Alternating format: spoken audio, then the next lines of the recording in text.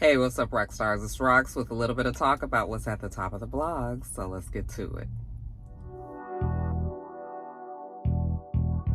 I say I'm gonna take some time off, y'all. All the cashiers, they was like, somebody stole her truck. It's like you could hear it all throughout the store. This Rox coming to you today with a review for Love and Marriage Detroit, Love and Marriage Huntsville, our book 4, Real Housewives of Atlanta. Let's get to it, shall we?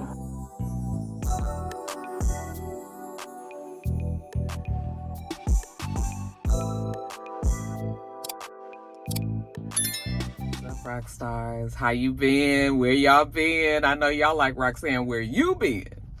Yeah, you guys, it's been an eventful 2 weeks. Actually, it's almost been 3 weeks since the last time I talked to you guys. It's probably been 3 weeks. Child, I don't feel like getting into it. I was sick, basically. I've been sick for about 2.5 weeks. Finally feeling better. Had to go back to the office. Got a new girl that's going to be replacing me.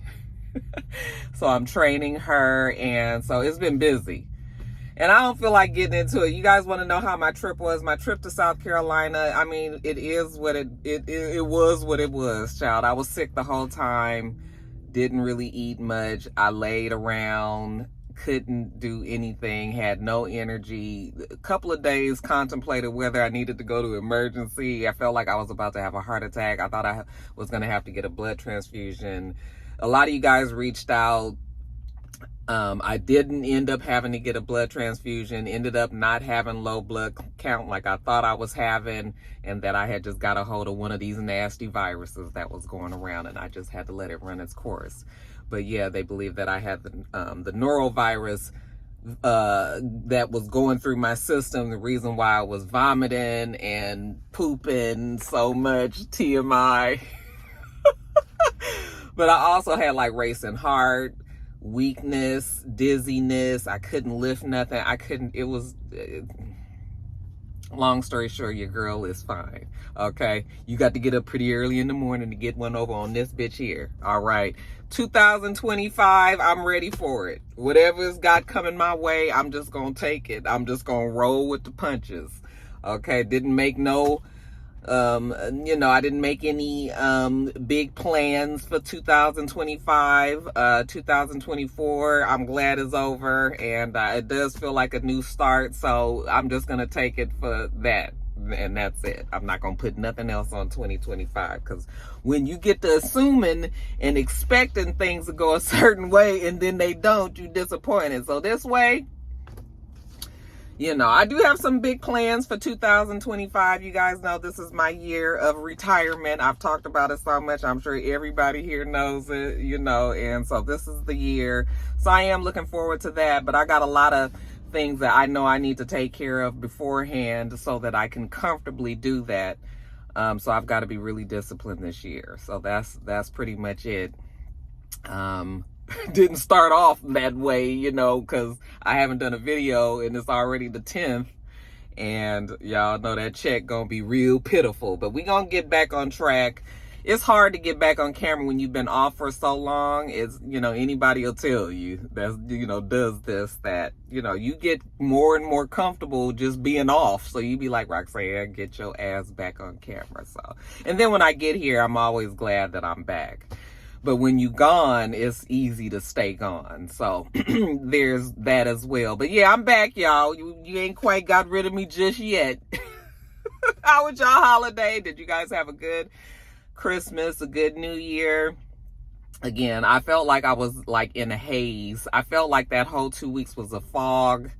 I don't even, just nothing really good happened during that time. So I am back to feeling at least 98%. Like I still have a slight little cough that comes every now and then. But other than that, I'm feeling back to myself. So I think we gonna be all right, y'all. We gonna be all right. Do you hear me? Do you feel me? We gonna be all right. All right. I think that's it. I'm glad to see everybody in 2025. Thanks to the Roxstars for rocking with me. You guys was all reaching out and asking how I was and all that. So I appreciate every single one of you guys. I hope everybody knows that. Okay.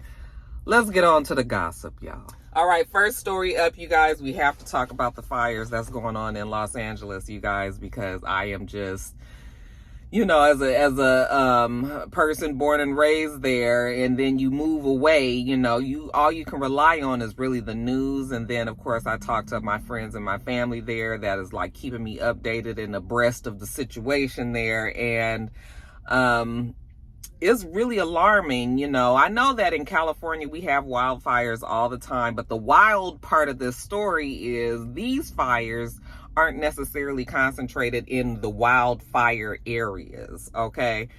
California has a serious drought issue, so they have a lot of dried out, here's these two white men in front of my car talking. They don't realize that I'm in the car. Older gentlemen. I don't want to startle them. They probably see this black woman sitting in this back seat talking. We like, what the fuck? But yeah, the alarming part, or the devastating part of this story is the fact that these fires are concentrated in way more populated areas. Okay, California is not new to fires, obviously, but these areas not new to it, because whenever the fire does unfortunately hit into the city areas, then it starts to hit on areas within the city that actually have like mountainous areas. So for example, you guys have been seeing that there have been fires in the Palisades area, which is near like Malibu, where there's like a lot of canyons, a lot of mountains, a lot of rocky areas there, which means there's a lot of brush in those areas. But then there's also in Pasadena, they've been getting hit very hard, the Pasadena area and surrounding areas, Palisades, Pasadena, and even spots within Los Angeles. Like they had a quick fire that sparked up in the View Park area, which is like View Park, Ladera, Baldwin Hills. Those also are like little mountains, just little clusters of mountains within the city where, those are like more affluent neighborhoods within the like Los Angeles area, like for real in LA, okay? Like what they call South LA now is right on the edge of Baldwin Hills, View Park, Ladera, like all of that is together, So that's where the fires are hitting now, in these populated areas within LA County. Pasadena, I have some friends. None of my immediate family has been affected by that, because we live like in the LA area, in the neighborhoods. It's there's not much of a threat. I mean, fire can hit anywhere, obviously, but they would be considered down in the actual city, and so they're not up higher where these embers are catching onto the brush and creating all this devastation. Now, in the View Park area, a fire did creep up, but they were able to put it out fairly quickly, because that would have been a repeat of we had some Baldwin Hills fires back in, when was that? Like in the 90s, and View Park up in the Dons, they had really horrible fire, burned some of the jungle, burned some of Baldwin Hills area. So, but it hasn't had we haven't had these kind of fires in many, many, many years, okay? And then they built up so much even more within the city that it's even creating more problems. But yeah, I don't have any immediate family that's had any problems, but I do have some friends, some parents, my friends' parents who've lost homes, a couple of friends that lived in Pasadena that lost their home, other folks that are on threat, on warning, that was told that they needed to get out, and people, a lot of times, like you've been seeing in Palisades area. So Palisades area is where I went to high school. I went to Paul Revere Junior High, which is in Brentwood. And then I went to Pacific Palisades High. It's called Palisades High back in the day. It's now Palisades Charter School.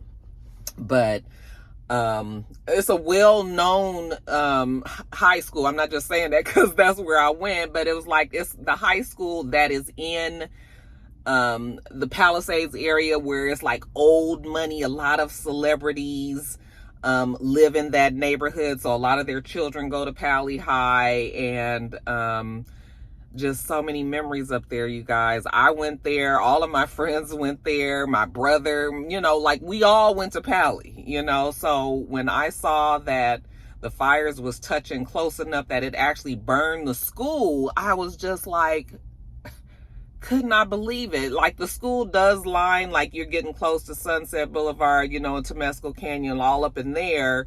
But still, I just could not believe that the fires actually hit right there at the school. Like the school is not far off of the beach. Like we lived, the school was like walking distance to the beach. All you had to do was walk down this hill and you were on the beach. But I was watching this woman that was reporting on it, and she was like right at the school. And it was the most unsafe news report. I was like, lady, why are you up there? Because I could picture exactly where she was, near the football field. And you could see like even parts of the field was on fire. It was just craziness. You guys, heartbroken that my school was burned. Now I've heard different reports. Some people say it burned down. Other people said that parts of the school was saved.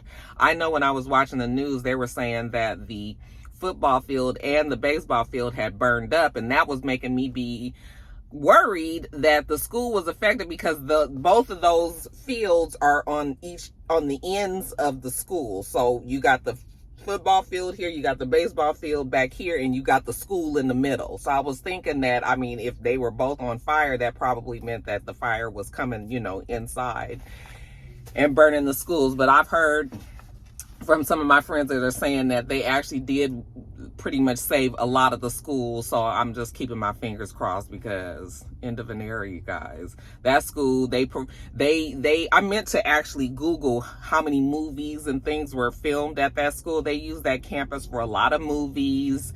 You guys are familiar with it and probably just didn't even realize it, but I've seen the center quad, and where we used to hang out and where the buses would be. I've seen that on plenty different movies and TV shows and everything. But yeah, just heartbroken, you guys, heartbroken. Cannot believe it. People were like, is your dad okay? And I was like, yeah, because I went to Pali, but we were considered bussed-in students, even though I drove. But, we were coming from the LA area, and we were bused to the Palisades area. So we didn't live out that way. We just drove out there or bused out that way. But so it was probably about 30 minutes away from my dad's house with no traffic. So there's that. So yeah, my family, everybody that's in my family all live, like I said, in the neighborhoods, 8th Ave, 9th, 10th, 11th, but up in there. So they're all good. But yeah, it's just really sad to see and hear like all of my friends like losing like everything. I even had a couple, they are on vacation. They weren't even here when the fire started. So they are out the country and was trying to make arrangements to come back, but it was like their house was burned down and they couldn't even get, it wasn't like they could even take anything of any importance that they might have wanted to keep out the house. So really, really, really sad, you guys. I don't know how these fires have started. I've seen a lot of finger pointing. I'm seeing that they're saying that the reason why there's not enough water, that, there was something about, Gavin Newsom didn't sign something that WISAP and them proposed at some time. And then Gavin Newsom said that they didn't sign that paperwork because it was also a whole bunch of other things that was really, really bad for the state. And, I don't even want to get into the whole political aspects of this case, because at the end of the day, you got so many people who have just lost everything. Nobody gives a fuck about what the politics of this situation is. It's just the fact that there is a bunch of people who have lost everything, and it's just the devastation. Watching it on the news, it's just been terrible. There's always times where they're going to point fingers. I don't know what to believe. I haven't even researched that long enough to try to figure out who's right and who's wrong. It's never that black and white in politics anyway. So it's always another reason why somebody didn't do something. So I don't know. All I know is my heart goes out to my, fellow West Coast Angelinos that are being affected by this, because it's been bad. It's been bad. And people are losing their homes left and right. They have firefighters and Los Angeles Fire Department workers that are going around, just trying to get control of the fires. When I was writing my notes up for this, they said that 100% of the fire was out of control. They had absolutely no control over the fires. Part of it is because they're saying that they're getting like hurricane strength type winds there. My friend Val, I was talking to her, and she was like, girl, I opened my door and my car door just flew almost all the way back. She was like it was going to fly off the damn car, because the winds have been, and they do get Santa Ana's. Like, the winds can get whipped up pretty good in like LA County, and everything. Like, that's not normal having these Santa Ana's, but it's just like creating a perfect storm. And these fires are blowing all over the place. I mean, you see, Pasadena is nowhere close to Palisades. But what is happening is these embers are going live in the air, and it's just getting blown all over the place. And there is just sparking fires everywhere. And so that's what it is. But yeah, they said that more than 13,000 buildings, and it's probably more than that, because I wrote these notes a couple of days ago, because I was planning on doing this video for Wednesday, and then that fell apart too. But they're saying 26,000 residents were told to evacuate, over 30,000 people and over 10,000 homes displaced. 30,000 people displaced, 10,000 homes destroyed. Fairly destroyed and going to, not inhabitable, I should say. And so they've got fire engines and helicopters and paramedics, and they've got everybody out there, and the people are just trying to get through it, So really, really unfortunate, real sad. And it's even worse when you're far away and you just have to rely on just hearing about it and watching people. But so all I can say is that my heart goes out, prayers up for everybody that's affected out there, because these natural disasters, first of all, one day they're going to admit that climate change is the reason why all this weather patterns have changed so much. We ain't going to get preachy, but it is what it is. You guys know all this is affected because of climate change. I mean, the drought situation being so bad out there. I mean, California, the song It Never Rains in Southern California. So it's not like a really rainy place to begin with. But the fact that the city is just so dry, there's a reason for that, So anyway, we talk about it every time that there's a fire. And I can just imagine the beautiful homes up in Palisades that have been destroyed. I mean, these people were rich, and I'm sure that people are going to be rebuilding and all that, but some things you just can't replace. There's things that have been there for years and years and years and years, and just to know that all that history is gone, my heart just goes out to them, just goes out to everybody. So that's it. You guys, if I have any rock stars that's out there that has suffered or know people that are suffering, again, my prayers are with you guys, and I'm hoping that, they can salvage as much as they can, because this is just, it's never a time for your house to be burned down, but and to be homeless and displaced and all that, all them kids that are going to have to go to different schools and all that. The whole thing just sure does just hurt my heart. So we'll see what else happens with that. I'm sure I'll keep you updated. So far, they said just a couple of people have passed, which, in the grand scheme of things, we don't want anybody to die, but it could have been way worse from what I've seen. We've seen people just running from their cars, that people had to abandon their cars because they were stuck in traffic and the flames was like bearing down on them. And so they had to just leave their cars and try to run like towards the beach, just running towards the water, and they have like plows going through there to push the cars out the way so that the emergency vehicles can get through. It fucking looks like Armageddon there. Like, when you look at the videos And when I think of how beautiful Santa Monica and Palisades and Malibu and how all that area is and the way that it looks on there, I mean, it looks like it's fucking like a movie or something, like a third world, like there was a war there or something. It's just awful, awful, awful. I sure hope that they can get my school, you know, saved. And I sure hope that all these people that have lost homes, you know, I hope it all works out for everybody. But I'm going to get on.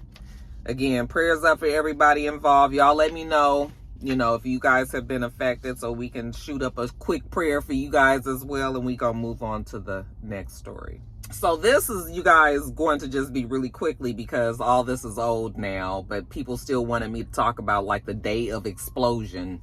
That was the day, what was that, New Year's Eve or like the 30th or something. I think it was that Monday before New Year's Eve when they had the Tesla that exploded in front of YSAP's hotel in Las Vegas. On that very same day, we had the man that drove down the streets like and just barreled down and killed what I think they said the count is now at 15 people in New Orleans at that New Year's parade. Or, you know, they were all there for New Year's, so everybody was outside and it was, you know, 2 a.m. and he just decided to jump the curb, drive around the safety, whatever they had up there. I don't even think they had them really placed properly, but he was able to get around the safety things and drive and just kill a bunch of people. I mean, there's nothing more for me to say. They, you know, the guy ended up, did they say that he killed himself? Shamsud, I think is his name. I didn't even put it in my notes. But yeah, I mean, of course, all of my feeling is, first of all, that story was just so weird that day that both of those things happened. I know that the guy who ended up killing himself in the explosion at the at the YSAP's hotel, and this gentleman and this guy who drove and killed all of those people in New Orleans, they used to be, this might be rumor. I didn't fact check this, but they're saying that they had worked together. They were stationed at the same place in the military. I've heard them shoot that down and say that that wasn't true, or they were at the same place, but not at the same time. I don't know what to believe of that, but it was odd that these things happened on the same day, you know? If there was some connection and if they wanted to keep us from thinking that these two stories are linked, then they can do that very easily, you know? So we'll never know if they are or are not. But, yeah, I mean, just awful, you know? And then we had YSAP saying how, you know, he was blaming that this was because of immigration and all that. And I was like, who gonna tell the motherfucker that the person that did it they were from the United States? They were United States citizens. Child, just anyway. Yeah, so that was awful. But also on that same day, because I was actually looking at my this was while we were in South Carolina, and on my neighborhood app that same day, but they didn't make, you know, they didn't link these stories or anything, but that same day on my neighborhood app, how many times I'm gonna say it, child? I'm gonna say it one more time for just, on that same day on my neighborhood app, I was looking and people said, did you hear that? You know, that comment just came up. Did you guys see what happened? And I was like, Lord, what didn't happen now? Well, apparently a plane had taken off from Hartsfield, Jackson, and it was flying over the Camp Creek Marketplace area. Now, Camp Creek, I live right near Camp Creek, okay? And so, for those of you guys who live in Atlanta, you are familiar with that area. It's a little city right off of the airport area with a bunch of shopping and all of that. Restaurants and shopping and all that. Well, the plane was over the Camp Creek area and the shit exploded. It exploded. One of the engines blew, okay? And they ended up, it blew while they were in the air, and they ended up having to turn around and go back to the airport and land. Now, that probably happens more often than we know, all right? And so maybe that's why that wasn't like a news story, but it was odd that that happened on the same day as the fucking blow up at the goddamn YSAP hotel, and also the damn blow up, I mean, the car driving down the thing, and then now this plane exploding there, you know, in the air and all that, and they had to turn around and go back. It was just, I know it's coincidental, I'm not saying, but it just was weird. It was weird to me, and I'm not one of those ones that be like conspiracy, but I was just like, so the plane just gonna blow up on the same day as the fucking car and all that? I don't know, y'all, but I'm just letting you know that did happen as well, and it was a bunch of people on the neighborhood app that had commented on it. And then I actually Googled it, and it did happen, but again, they kept it very low profile that day. So maybe it has nothing to do with anything, but there's just so many weird things happening. These damn drones that we don't really hear much about now, okay? Because the drones happened right before all these the driving through New Orleans and the blow up. So that took the attention off of the drones. So we don't really talk about the drones no more, All of these things just feel very strange. They're all not explained all that well. Although we do know that the Green Beret or whatever, the guy that killed himself in Wysap's hotel, and then this other guy who drove. I mean, they do know some stuff about them, but it's just weird. Anyway, I'm gonna get off of it. But yeah, my heart goes out to those people, especially in New Orleans. I mean, New Orleans, that culture already is very much outside community, everybody having a good time partying and all that. Like, it's sad to think that this place that has always had that identity, now all of a sudden somebody has come in there and tried to ruin it, sully it by running all these people down that are there having a good time, enjoying themselves, celebrating the new year and all that. Then now you got somebody that's coming there that's just like trying to mess it up and maybe make people feel uncomfortable about going there. I ain't gonna lie. We ain't doing too many of these big events no more because motherfuckers is crazy. People are crazy, and people are killing folks and shooting and driving and blowing up, and yeah, I just, it's awful. It's awful. But the people that were responsible are also dead now. So it's just like, it was just unnecessary. You're going to kill yourself, and you got to kill everybody else too. It's awful. Anyway, you guys, if you guys have any family members that was affected by any of those events, again, I'm prayers up for you guys as well, because we should, life should not be that we got to be looking over our damn shoulders every time we go somewhere. But it's gotten to that point. Y'all, I'm gonna go to this Kendrick Lamar concert, and that's about it for me for the big events. And when I tell you, I'm gonna be looking around, I'm gonna be making sure I got my eye on these damn exits, and then that's gonna be it, because bitch, ain't nobody got time to be getting shot at, run down, stabbed while I'm walking down the street. Y'all seen that too? Somebody going around stabbing and killing people. Just like, what is, folks, is crazy. Y'all be careful, okay? And let's move on to the next story. All right, you guys, before we close out this video, lastly, you guys, somebody asked me if I had watched the Luther Vandross Never Too Much documentary that aired on CNN over the holidays as well. And yes, I did watch the documentary. It was very well done. I think they said that Jamie Foxx was involved in the production of the documentary, amongst other people. And it was good. I enjoyed the documentary. I didn't watch it right away because my brother was like, oh, Roxanne, you gonna cry at the end. You gonna cry at the end.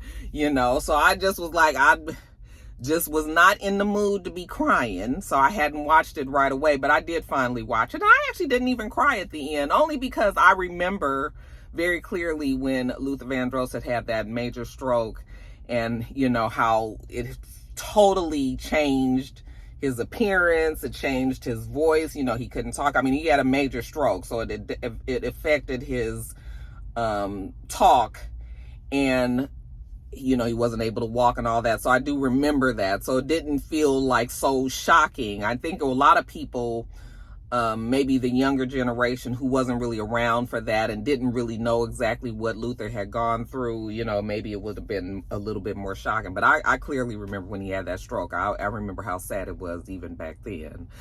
But yes, I enjoyed it. It was nice to just see, his roots. I had heard already a lot of the story. Like, I had heard, where he started, and with the jingles and everything, and working with David Bowie and all of the old greats, him writing. Now, what I did not realize is that he was like super writing and producing for a whole bunch of like big artists, back then.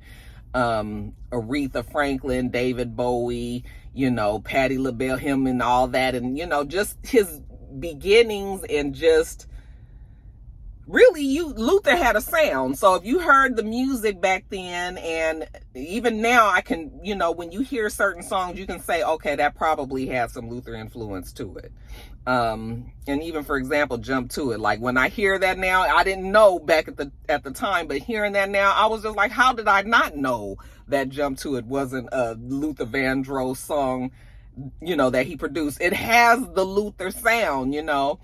All that production, all that music, all of the instruments in the background, and then him using all of those harmonies, and himself and his voice also using their voices almost as instruments as well. Just great. It was great. It was great. You know, I know a lot of people gave Patti LaBelle some flack about the fact that she had outed him on Watch What Happens Live, because again, if you were in that era, at that time, we all knew that, most of us knew that Luther Vandross most likely was gay. And most of us didn't care. Like, it was, back then, it was like a don't ask, don't tell situation. It was just sort of like assumed.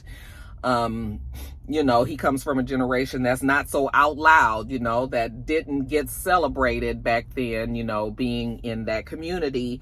And so he always was the type that was not going to either confirm or deny whether or not he was gay. It was just something that he would not speak on. That's his private life, his private affairs. That's how people were at that time.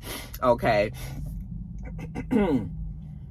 So, people were upset with Patti LaBelle for spilling that information after he had died, of course, and she was on Watch What Happens Live, and Andy had asked her about it. I don't think that Patti was trying to be, I don't think she was being malicious. I don't think that she was trying to, like, expose him. You know, I think she was talking just in passing. I think that she didn't think about how other people, like people that knew him, that were friends to him, that were loyal to him, how they would feel knowing that she exposed something that he kept so closely guarded, you know, to himself. You know, that they would feel some way. But I didn't think that Patti was trying to be messy doing that. But yeah, it wasn't something that she needed to speak on. Okay, probably in retrospect, she probably wishes that she did not mention that, because part of the thing was that he never spoke out because he didn't want his mother to be disappointed in the fact that he was gay, you know. And so even in the documentary, they didn't confirm it, but they did mention this part about her saying that. So yeah, I mean, I gave Patti a passing, but I also understand why a lot of people were upset with her, because it was just like, girl, that was not your information to tell. That was not your information to tell. But you know, sometimes people, we get older, we be saying shit, and then we got to think about it and be like, I shouldn't have said that. Okay, that's kind of what happens when you get older. You start saying, because I've made that mistake too. I've said things, and then I'll be like, I shouldn't have said that. That's part of one of the reasons also why I still edit my videos, because sometimes I'll even say something on these videos that I have no business saying, and then I have a chance to edit it out after I think about it. So that's also one of the reasons why I'm not a live kind of person, because I am just too guarded with, I know the things that I should and shouldn't say, and sometimes it slips out. But yeah, other than that, you guys, yeah, the documentary was great. I had a great time watching it. You know, seeing Luther and just, again, being, I mean, I always knew that he was a legend and that he was amazing, but just the documentary confirming just the genius of his sound, of his music, of his writing, him always knowing exactly where he wants his career to go and going after that. And, you know, even after he had to get the little push from Roberta Flack and all of these other people, you know, but yeah, Luther was a legend. And even to this day, you guys, TMI again, but y'all know I love a good TMI moment. But even to this day, when you having your adult time and you need to do little music, you can still put Luther on and it don't feel like you have oldies on. His music still feels very relevant to today. Even though they don't sing songs the same way that he, you know, they don't sing shit like that no more. Everything is way more in your face and nasty, and, you know, nobody's talking about love making and all of this. But Luther's music transcends all time. Like, you can still listen to his music. any of his songs. They still fit, you know. And that is also a marker of somebody that is going to last forever, is when their music can continue on for generations and generations and generations. So I hope that people that didn't know much about Luther learned something, because he was an awesome person. He left behind some beautiful music. And yeah, it's funny though, when they were talking about Dancing with My Father and how that was going to be like his swan song, like that was going to be his, what he was known for. And I was just like, that is so funny, because that is literally probably one of my least favorite Luther Vandross songs. Like, I feel like that's like one of my least favorite ones, you know. But that was like the one. And then of course he got sick during that time, and so that song also sticks in a lot of people's minds, because that was like his last hit before he had passed on. But yeah, you guys, let me know what you thought about the documentary. If you watched it, did you learn anything new? You know, how did you feel about that whole Patty situation? You know, yeah, it was a sad ending. But yeah, you guys let me know what you thought about the whole thing.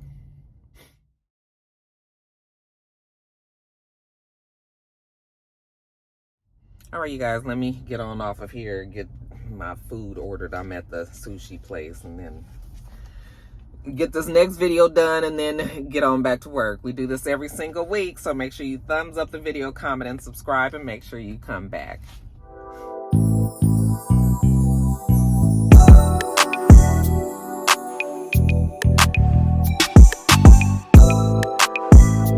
Until next time, rock stars. Bye.